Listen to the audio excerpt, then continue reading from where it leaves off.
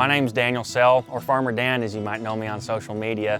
My father and I farm in the Texas Panhandle. We grow wheat and sorghum, and we've been doing it for 5 generations now.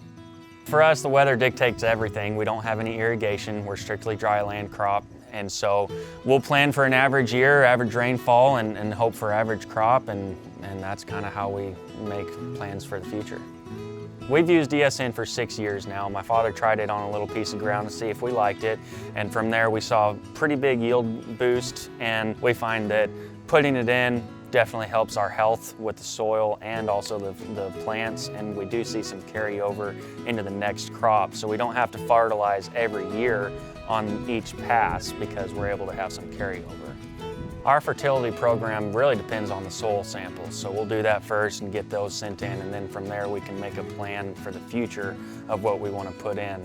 And that's kind of how I make the plan. If I want to push it, that really depends on the rain, because if we don't, if we don't have that, it doesn't matter how much nitrogen's in the soil.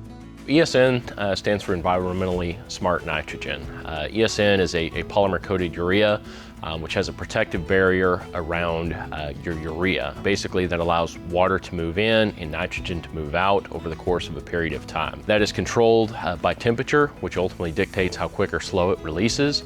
The warmer we are, the greater release. The cooler we are, the slower release. Typically, that's going to be about a 40 to 80 day process. When we apply the nitrogen, it's in February, and then we chem fallow that ground till we plant. And so we can keep things pretty much controlled, and also we have cover on the soil, so there's not a lot of sun penetration in there as well, so we have good moisture in the soil as well.